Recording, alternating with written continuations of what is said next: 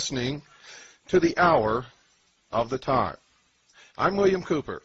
We're going to be talking tonight about what we found on our trip to the Luxor Hotel in Las Vegas, Nevada.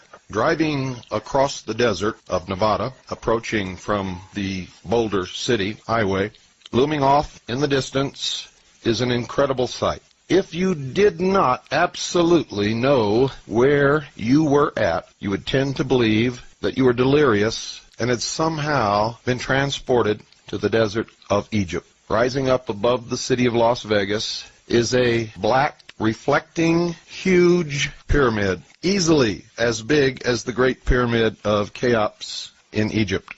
On the top of this pyramid is a crystal capstone, or what appears or looks like crystal capstone, reflecting the sunlight in every direction.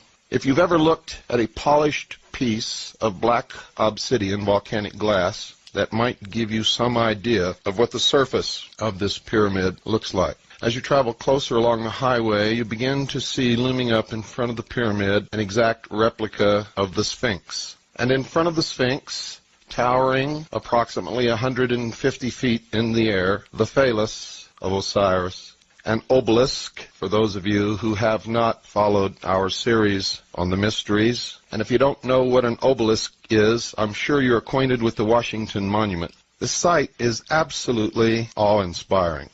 The sheer size of this structure is overwhelming. It covers an area so large that driving around it, one begins to wonder how in the world this could have ever been built, much less built in the short period of time that it was, in fact, assembled. During the time that the Luxor Hotel was under construction, a huge fence surrounded the area. They had armed guards on patrol. No one was allowed to watch the construction or see what was going on, except that part which loomed above the fence. No visitors were allowed to watch the construction, and no press was given access. When we first drove to the Luxor, went around this huge, tremendous complex upon which this hotel sits, and then finally went across the street, parked the car, put our press passes on the front of our garments, got out with our video cameras. I looked directly across the street and was confronted with the head of Tutankhamun, who then promptly winked at me. Everything about this ninth wonder of the world, for it truly is, I can assure you, leaves one with a sense of awe, a sense of disbelief, overwhelming beauty. It is, in fact, beautiful beyond description. What I'm trying to do here is convey to you what I saw, and there are not words enough to do it. Now, if you've listened to our series on Mystery Babylon, you know that the Egyptian pyramids were never tombs. They were not burial places or crypts for the bodies of kings or queens or anyone else. They were temples, great temples of the mystery religion, and they functioned for the purpose of initiation. I can assure you that the Luxor Hotel in Las Vegas is a temple of initiation for the masses, the millions upon millions of people who visit that city each year. Probably billions. Not just from America, but primarily from America, but also from around the world.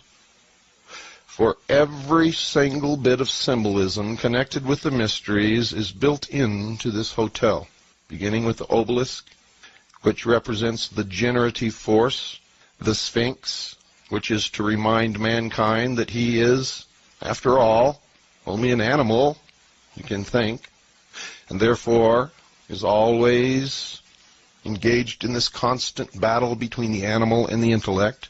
And then the great temple of initiation, the pyramid, this one with capstone intact, crystalline in nature, representing, as the sun reflects and glints off of every faceted side of it, representing the all-seeing eye. To give you some idea of the size of this structure, inside the building on the ground floor, 9 Boeing 747s would fit comfortably with no crowding and no problem. 9 Boeing 747, and those are the huge passenger jets. 9. Inside the building there is an obelisk which begins at the lowest floor, which is below the ground floor actually. Begins on the lowest floor, comes up through the casino onto the upper deck and points directly at the center apex, the zenith of the pyramid, is another obelisk. It is an incredible sight.